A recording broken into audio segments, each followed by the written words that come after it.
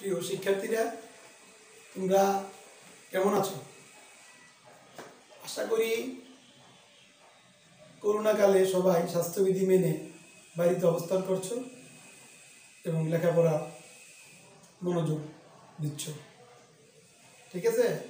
আচ্ছা, আমি তোমাদের আজকে নবম শ্রেণীর শিক্ষার্থীদের রসায়নের পদার্থের গঠন এই অধ্যায়ের যতটুকু পর্যন্ত আমরা আগে আলোচনা করেছিলাম তার পর থেকে আমরা এখন আলোচনায় আসব। আজকে আমাদের আলোচনার প্রথম বিষয়টা হচ্ছে শক্তি স্তর নিয়ে কথা। তো তোমাদের সবাইকে বলতেছি আমি, তোমরা সবাই খাতা এবং বই খুলো, তোমাদেরকে লিখতে হবে। না লিখলে তোমরা জিনিসগুলি বুঝতে তোমাদের জন্য কষ্ট হবে, এই জন্য সবাই লিখতে হবে। ঠিক আছে? আচ্ছা, তো এখন এই শক্তি স্তরটা কি দেখো সবাই। শক্তি স্তর হচ্ছে পরমাণু নিউক্লিয়াসকে কেন্দ্র করে যে বৃত্তাকার পথে ইলেকট্রন সমূহ ঘুরে তাকে শক্তি স্তর বলে। এটাকে প্রধান শক্তি স্তর বলা হয়। শক্তি স্তর বা প্রধান শক্তি স্তর একই কথা। আর এই শক্তি স্তরকে প্রকাশ করে ছোট হাতের n দ্বারা। সংখ্যাটা আমি আবার বলছি, পরমাণু নিউক্লিয়াসকে কেন্দ্র করে যে বৃত্তাকার পথে ইলেকট্রন সমূহ ঘুরে তাকে শক্তি স্তর বলে। আচ্ছা, এখন আমি এখানে একটা দেখো ফিগার আঁকছি। এটা এই যে এই নিউক্লিয়াস কোনটা, এই যে এ প্লাস। কারণ আমরা জানি সবাই নিউক্লিয়াস ধনাত্মক আধান বিশিষ্ট। নিউক্লিয়াস প্লাস কেন? কারণ নিউক্লিয়াস থাকে প্রোটন এবং নিউট্রন। প্রোটন হচ্ছে তড়িৎ ধনাত্মক আর নিউট্রনে কোনো চার্জ নাই, তাহলে কেনটা সামগ্রিকভাবে এটা ধনাত্মক আধান বিশিষ্ট হয়, তাহলে এটা নিউক্লিয়াস। এখন আমি লিথিয়াম যে পরমাণু, লিথিয়াম পরমাণুর পারমাণবিক সংখ্যা হচ্ছে 3, তার মানে তার প্রোটন সংখ্যাও 3, তার ইলেকট্রন সংখ্যাও 3। তা আমি ইলেকট্রনগুলি বিন্যাস করছি, দেখো কিভাবে। প্রথম শক্তি স্তরে ইলেকট্রন থাকে 2টা, তাহলে 2, আর যেহেতু তার ইলেকট্রন 3টা, তাহলে দ্বিতীয় শক্তি স্তরে হবে ইলেকট্রন 1টা। তাহলে ইলেকট্রন প্রথম শক্তি স্তরে 2টা থাকে, এখানে একটা ইলেকট্রন, এখানে একটা ইলেকট্রন, 2টা, আর দ্বিতীয় শক্তি স্তর থাকবে 1টা। ইলেকট্রনের চার্জ হচ্ছে তড়িৎ ঋণাত্মক, এটা আমি মাইনাস চিহ্ন দ্বারা প্রকাশ করলাম। আর এই যে বৃত্তাকার পথগুলি এদেরকেই বলে শক্তি স্তর। তাহলে আমি লিথিয়াম পরমাণু তোমার ইলেকট্রন বিন্যাস দেখালাম এবং এটা থেকে আমরা শক্তি স্তর কি এবং শক্তি স্তর সম্বন্ধে সম্পূর্ণ ধারণা ব্যক্ত করতে পারলাম। এবার আমরা যে কোনো মৌলের ইলেকট্রন বিন্যাস করতে পারি। তাহলে শক্তি স্তর নিয়ে আর কোনো কথা আছে? এটা প্রকাশ করে ছোট হাতের n দ্বারা। আচ্ছা, এবার দেখো সবাই, আমি এটা বুঝলাম। দেখো সবাই, যে কোনো শক্তি স্তরে, দেখো যে কোনো শক্তি স্তরে সর্বোচ্চ ইলেকট্রন সংখ্যা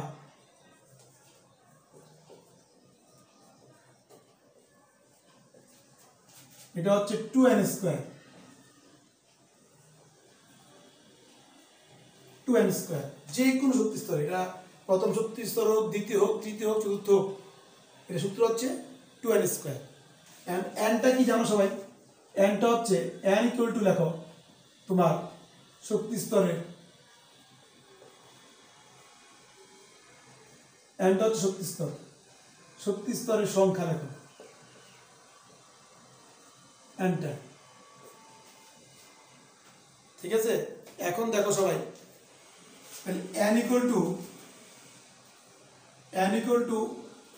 1 হলে, n ইকুয়াল টু যদি 1 হয় তাহলে এটা কোন শক্তি স্তর? প্রথম শক্তি স্তর হলে প্রথম শক্তি স্তরে, আর প্রথম শক্তি স্তরকে প্রকাশ করে বড় হাতের কে দ্বারা। শক্তি স্তরগুলিকে কে, এল, এম, এন এই প্রতীক দ্বারা প্রকাশ করা হয়। এর মধ্যে প্রথম শক্তি স্তরকে প্রকাশ করে কে প্রতীক দ্বারা। তাহলে যদি n এর মান 1 হয় তাহলে এটা হবে কি প্রথম শক্তি স্তর। তাহলে প্রথম শক্তি স্তরে এবার আসো সর্বোচ্চ সর্বোচ্চ ইলেকট্রন সংখ্যা, সর্বোচ্চ ইলেকট্রন সংখ্যা 2n² আমরা জানি। তাহলে কত হবে 2 ইন্টু n এর মান এখানে কত 1, n এর মান 1 হলে 2 পুরোর 1², তাহলে কত হবে 2। বুঝতে পারছো? তাহলে প্রথম শক্তি স্তরে ইলেকট্রন থাকবে 2টা, সর্বোচ্চ একটা থাকতে পারে, কম থাকবে কিন্তু বেশি থাকবে না। আর এটাকে প্রকাশ করে কে দ্বারা। আসলে n = 2 হলে এটাকে বলে দ্বিতীয় শক্তি স্তর। এটা প্রকাশ করবে L, বড় হাতের L। আর সর্বোচ্চ ইলেকট্রন সংখ্যা হবে 2n² = 2 ইন্টু n এর মান হবে 2, 2² 4, 4 দুগুণে 8। এগুলি ইংলিশে লিখবো সবাই। এই তাহলে দ্বিতীয় শক্তি স্তরে সর্বোচ্চ ইলেকট্রন সংখ্যা হচ্ছে 8টি। একইভাবে n = 3 হলে এটাকে বলে তৃতীয় শক্তি স্তর। এটা প্রকাশ করে m দ্বারা, বড় হাতের M। আর তৃতীয় শক্তি স্তরে সর্বোচ্চ ইলেকট্রন সংখ্যা হবে 2n² = 2 ইন্টু n এর মান 3, 3² 9, 9 দুগুণে 18। তাহলে তৃতীয় শক্তি স্তরে সর্বোচ্চ ইলেকট্রন থাকবে 18টা। n = 4 হলে এটাকে বলবে চতুর্থ শক্তি স্তর। এটা প্রকাশিত হবে বড় হাতের M দ্বারা। আর এখানে সর্বোচ্চ ইলেকট্রন সংখ্যা হবে দেখো 2n² = 2 ইন্টু 4²। তাহলে এখানে 4² হলো 16, 16 দুগুণে 32। তাহলে এখানে আমি শক্তি স্তরের কথা বললাম। শক্তি স্তরে সর্বোচ্চ ইলেকট্রন থাকার শর্ত হচ্ছে 2n²। nটা হচ্ছে শক্তি স্তরের সংখ্যা, n এর মান 1, 2, 3, 4 এইভাবে হবে। যদি n এর মান 1 হয় এটাকে বলে প্রথম শক্তি স্তর। এখানে ইলেকট্রন থাকবে সর্বোচ্চ 2টা। আমি লিথিয়ামের বেলা তোমাদেরকে দেখালাম। লিথিয়াম ইলেকট্রন ছিল কটা? 3টা। আমি কি 3টা ইলেকট্রন কি 3টাকে ইলেকট্রনে কি আমি তোমার প্রথম শক্তি স্তর দেখাছিলাম? অবশ্যই না, কারণ প্রথম শক্তি স্তরে 2টা ইলেকট্রন দেখানো যাবে সর্বোচ্চ। এইভাবে দ্বিতীয়, তৃতীয়, চতুর্থ ইলেকট্রন সংখ্যা সর্বোচ্চ কত তা দেখানো হলো। আচ্ছা, এবার আসো উপশক্তি স্তর নিয়ে কথা বলবো। উপশক্তি স্তর লেখো সবাই। উপশক্তি স্তর, উপশক্তি স্তর কি? উপশক্তি স্তর,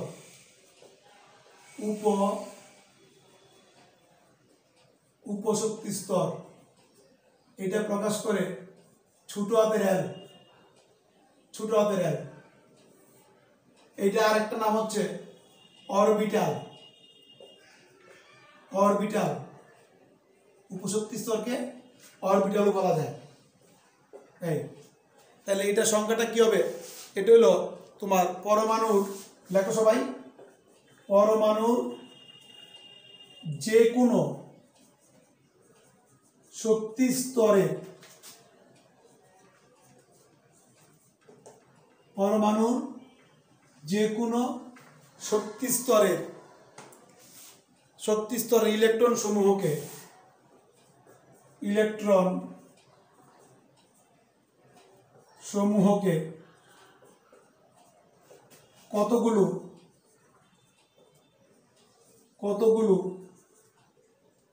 উপস্তরে বিভক্ত করা যায়।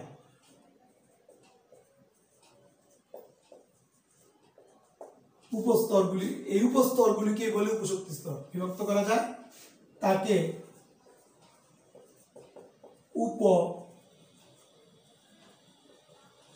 স্তর বলে। এই যে মনে করো আমরা দ্বিতীয় শক্তি স্তরে দেখাছিলাম যে সর্বোচ্চ ইলেকট্রন থাকে কটা? 8টা। এই 8টাকে আবার ভাগ করতে হবে। এদেরকেই বলে উপশক্তি স্তর। 8টাকে ভাগ করবা বা অরবিটাল, 8টাকে ভাগ করতে হবে। ঠিক আছে। তৃতীয় শক্তি স্তরে সর্বোচ্চ ইলেকট্রন থাকে 18টা। 18টাকে আমার ভাগ করবা, 3 ভাগ করবা। এই যে ভাগগুলি, এই প্রত্যেকটা ভাগকেই বলে উপশক্তি স্তর বা অরবিটাল। তো এদেরকে তোমার SPDF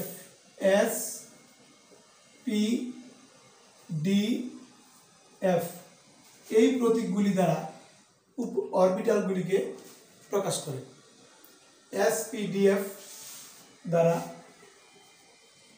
আখ্যায়িত করে, আখ্যায়িত করা হয়।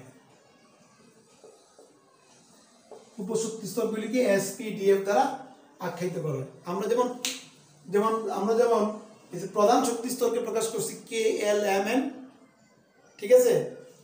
ঠিক একইভাবে উপশক্তি স্তরগুলিকে আমরা প্রকাশ করব SPDF দ্বারা, ছোট হাতের।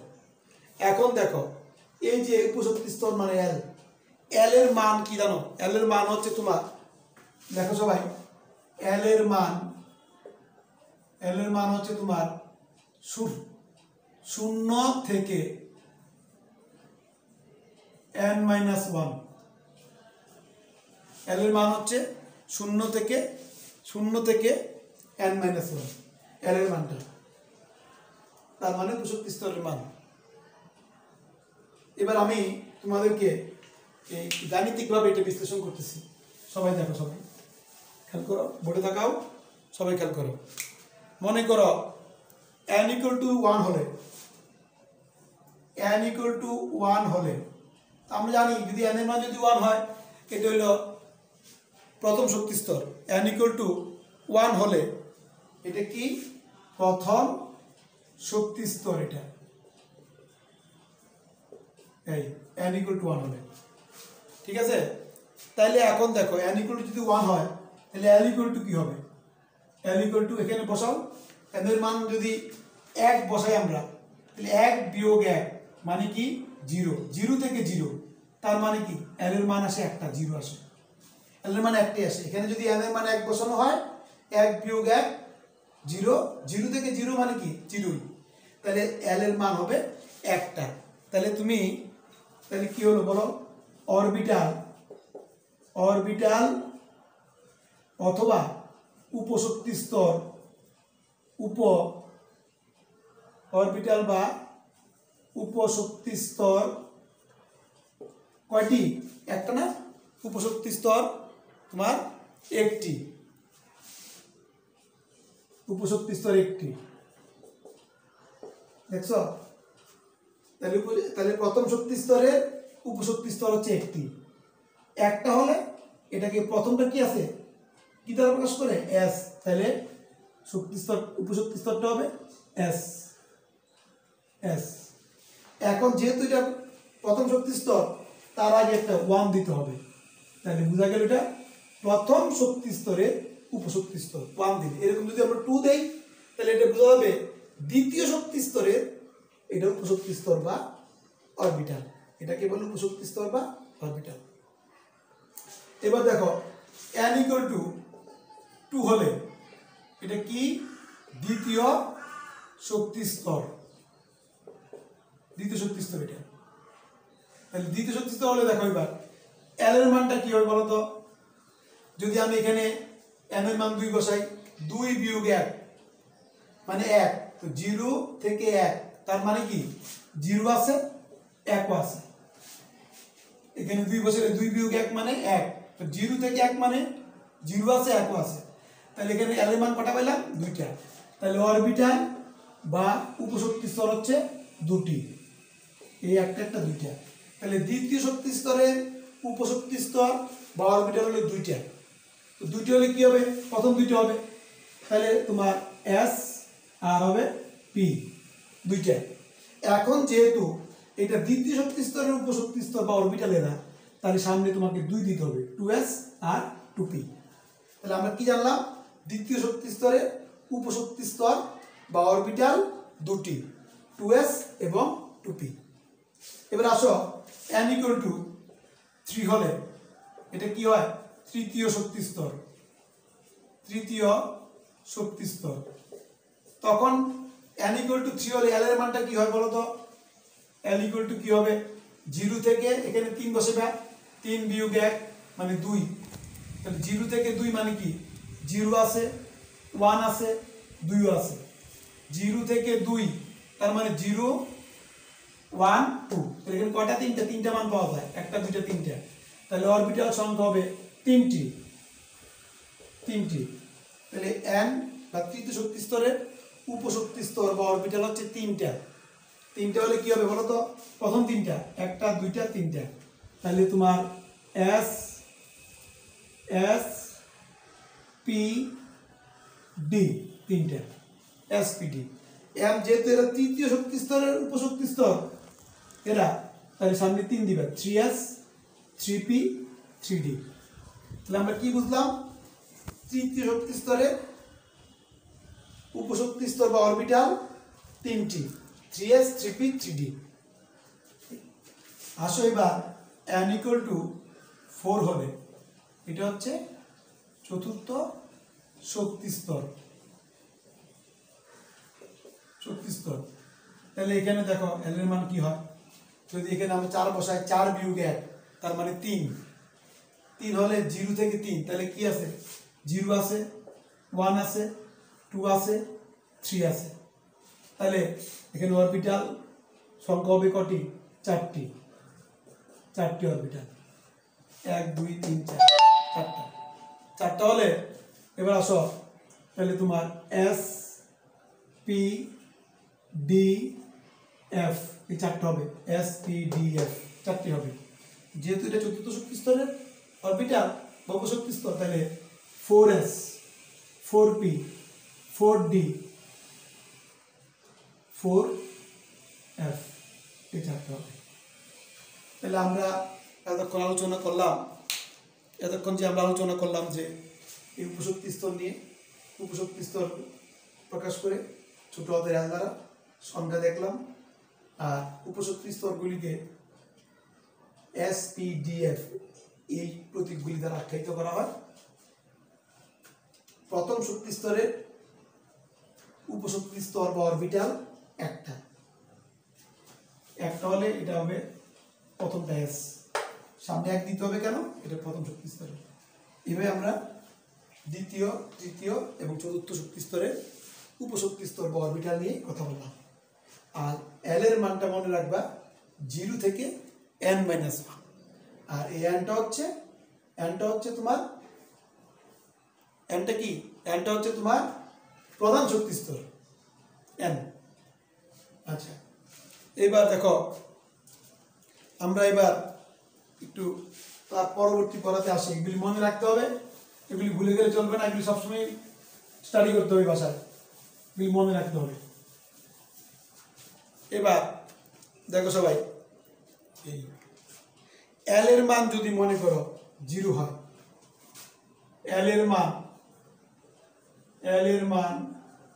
0 হলে, l এর মান 0 হলে এটি s অরবিটাল, মনে রাখবা।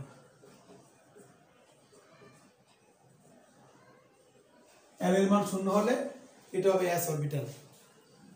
আর l এর মান 1 হলে এটি p অরবিটাল। l এর মান 2 হলে এটি তোমার d অরবিটাল। l এর মান 3 হলে এটি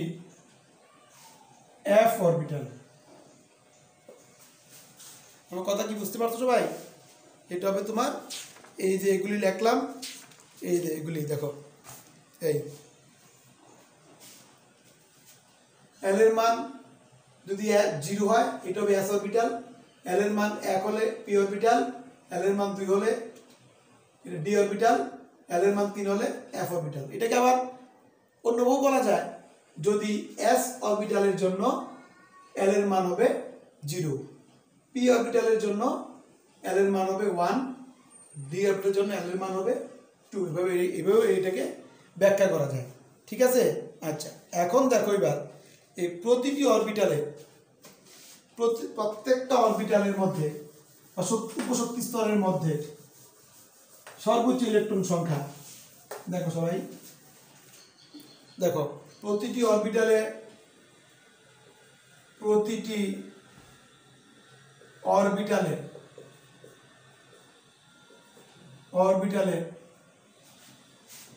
ইলেকট্রন সংখ্যা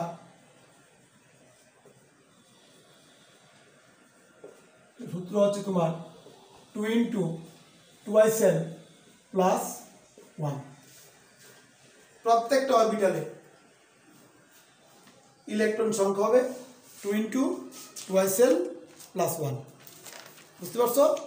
এখন দেখো আমি এগুলি গাণিতিকভাবে এটাকে বিশ্লেষণ করতেছি, তোমরা একটু মনোযোগ দাও, বুঝতে পারবে সবাই। দেখো s অরবিটালে সর্বোচ্চ ইলেকট্রন সংখ্যা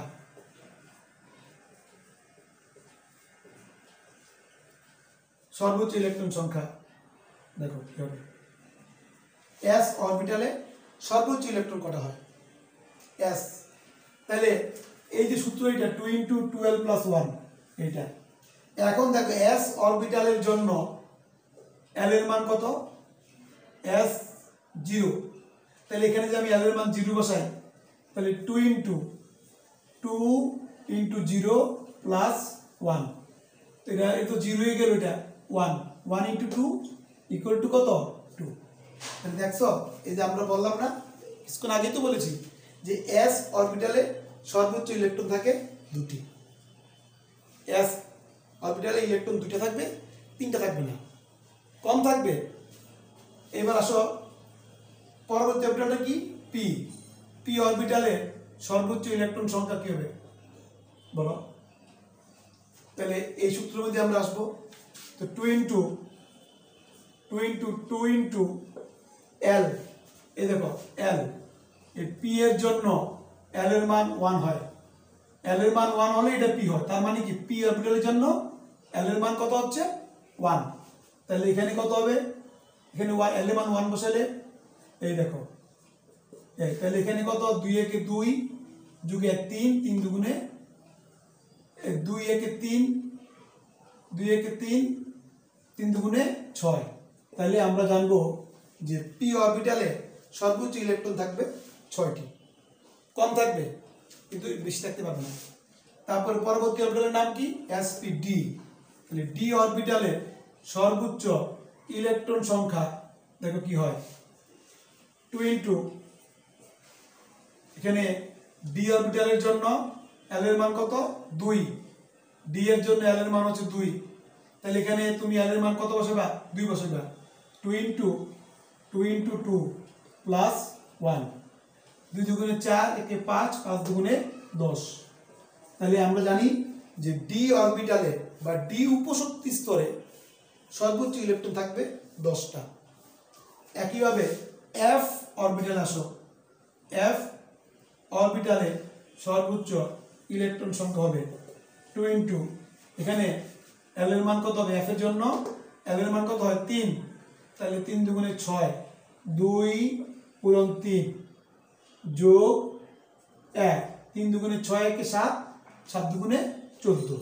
তাহলে আমরা কি জানলাম যে এই যে অরবিটালগুলি বা উপশক্তি স্তরগুলিকে প্রকাশ করে sp df দ্বারা, তার মধ্যে কোন অরবিটালে সর্বোচ্চ কটা ইলেকট্রন থাকে তা আমরা জানতে পারলাম। আর এটা বের করার সূত্রটা হচ্ছে 2 × 2l প্লাস 1।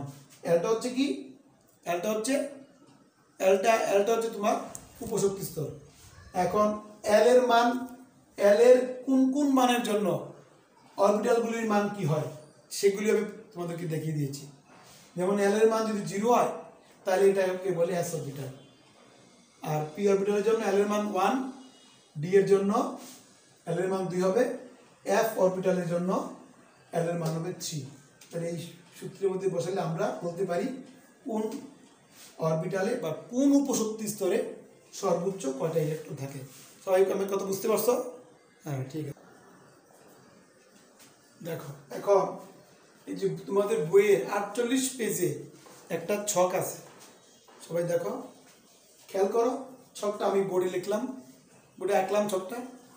এখানে শক্তি স্তর, উপশক্তি স্তর, অরবিটালের নাম, অরবিটালের প্রতীক, অরবিটালের মোট ইলেকট্রন সংখ্যা আর শক্তি স্তরের মোট ইলেকট্রন সংখ্যা।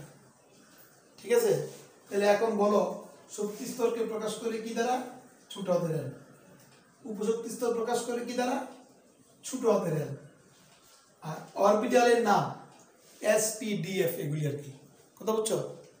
আর অরবিটালের প্রতীক তাও SPDF, সামনে তুমি 1s 2s এরকম কিছু উল্লেখ করবা।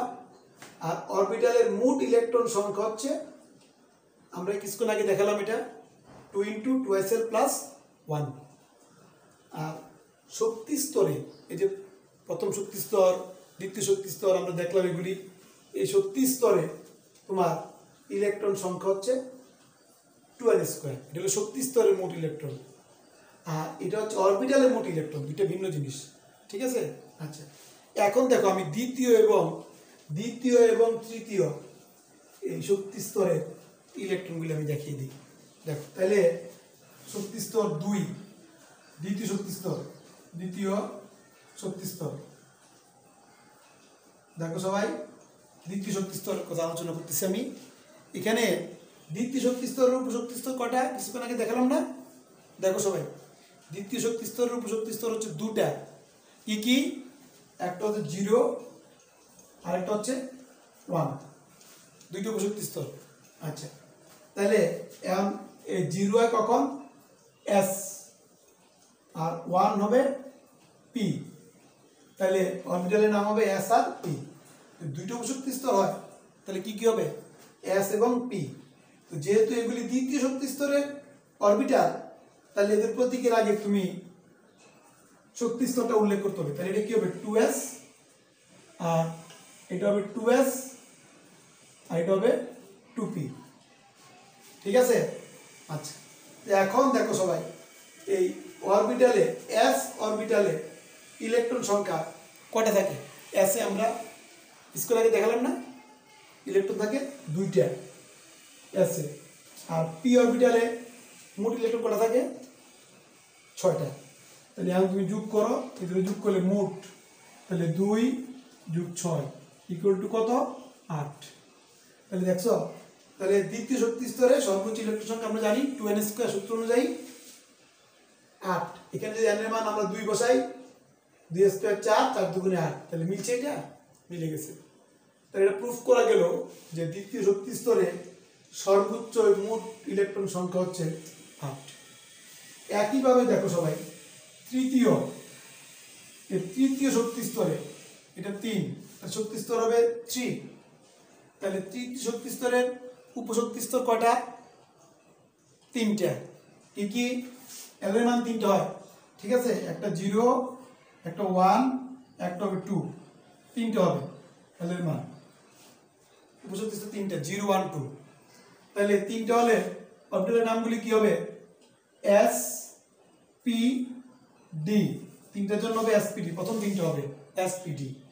তো এগুলি প্রতীক কিভাবে লিখবা? যেহেতু তৃতীয় শক্তি স্তরের অরবিটালেরা, সামনে 3 বসাতে হবে। তাহলে 3s 3p 3d।